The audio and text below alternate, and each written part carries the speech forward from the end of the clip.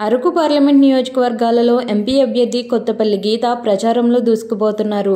నియోజకవర్గ కార్యకర్తలు ప్రజల ప్రచార నినాదాలతో పర్యటన హోరెత్తింది.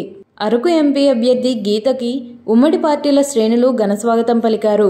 రోడ్డు పొడవునా పలువురు మహిళలు, ప్రజలు హారతులతో స్వాగతం పలికారు. ఈ సందర్భంగా ఎంపీ ఉమ్మడి అభ్యర్థి కొత్తపల్లి గీత మాట్లాడుతూ, రాష్ట్రంలో ఒక్క ఛాన్స్ తీసుకొని ఎలాంటి దౌర్జన్యాలు చేశారో ప్రజలు గమనించాలని, కేంద్ర నిధులను వినియోగించుకొని ముఖ్యమంత్రి రాష్ట్రంలో స్టిక్కర్లు అంటిస్తున్నారని, ప్రధాని మోడీ హయాంలో కోవిడ్ వ్యాక్సిన్ విశ్వవ్యాప్తంగా అందించారని, డబ్బులు వెదజల్లి ఓట్లను కొనే ఆలోచనలో వైసీపీ అధినేత పెత్తనందారులుగా చలామణి అవుతున్నారని, ప్రజా వ్యతిరేక ఓటు చీలకుండా 3 పార్టీలు కలిసి పనిచేయాలని పిలుపునిచ్చారు. దయచేసి ఎవరు కూడా గుద్దులాడుకోవద్దు, మహిళలు హారతి జాగ్రత్తగా ఇవ్వండి. అందరూ